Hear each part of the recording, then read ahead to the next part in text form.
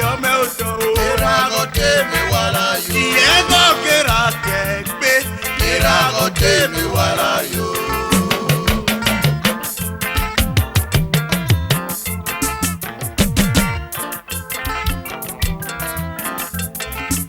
Emage dune, emuage keni o. Biwatari okpawa de o. Emage kenava, yo ate mage dunava ye. Biwatangwi okpawa nagbe. Emuage keni o, yete mage dunava ye. Oh, natari okpawa de o. Igaragba nemona o. Ogweye koru eme o, amwi okpawa nagbe. Igaragba onemona, ogweye golu eloye, amwi okpawa mauto nagbe.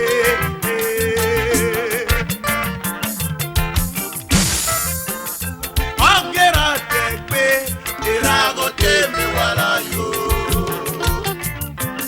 Iragote mi wala yo. iyego ogera tekbe. Iragote mi wala yo. Oh! Iyatemu miao, yatemu again. Nutamwi okpe ma otona gbe. Ti advisa oyokele, no yo apaki agwe. Ti minister oyokele, no yo apaki agwe. Ti chairman oyoke, no yo apaki agwe.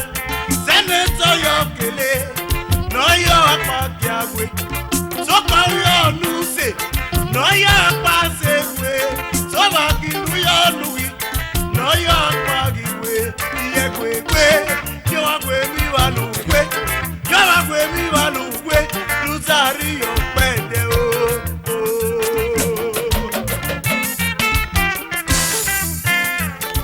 Iye Sato Central, evo na tavya me o.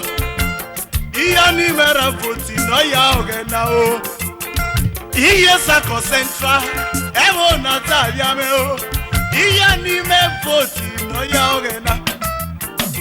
Igede Sato Central, age du ne peti payo. So bage du ne peti ye. Igede Sato Central, age du ne peti pane. Iyo so bage du ne peti ye. Aga mi shage du ne peti. Ikabuda ge du ne peti. Ikivia ge du ne peti o. Aga mi shage du ne peti. Etakenya ga yola baku obuwa madu ne peti ye. Aga mi shage du ne peti. Etakenya yola baku obuwa madu ne peti ye.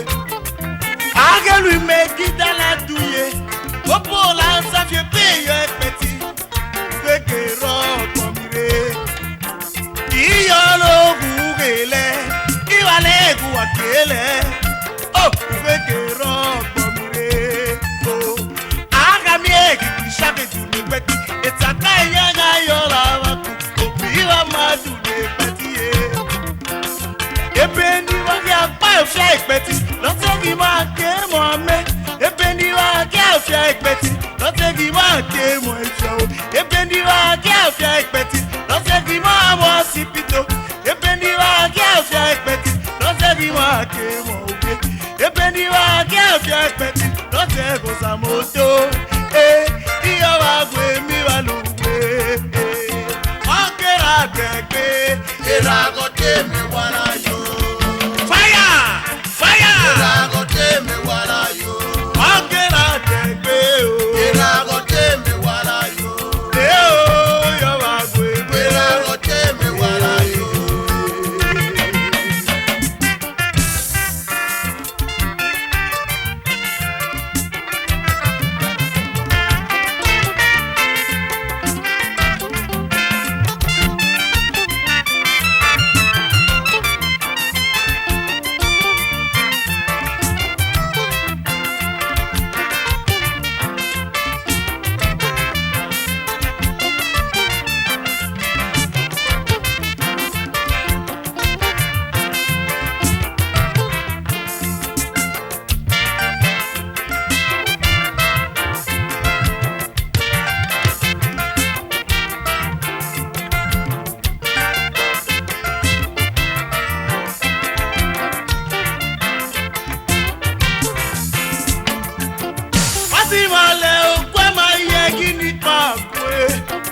kugia mwere ganeni wati male kwe mao iye gini kia kwe iye wa kugia mwere ganeni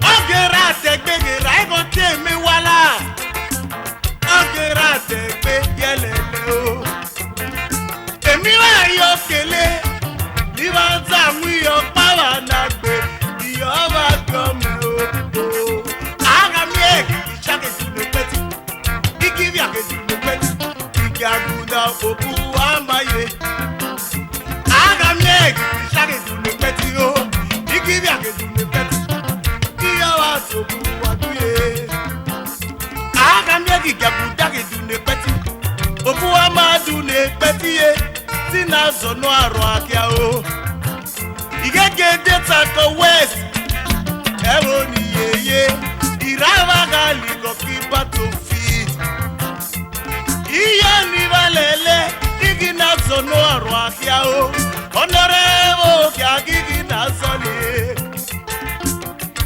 ivionio iya ni valele o iya ni vagwe malu Iragote me wala yo. Iyo ba keko yo me ojo. Iragote me wala yo. Ogera tegbe o.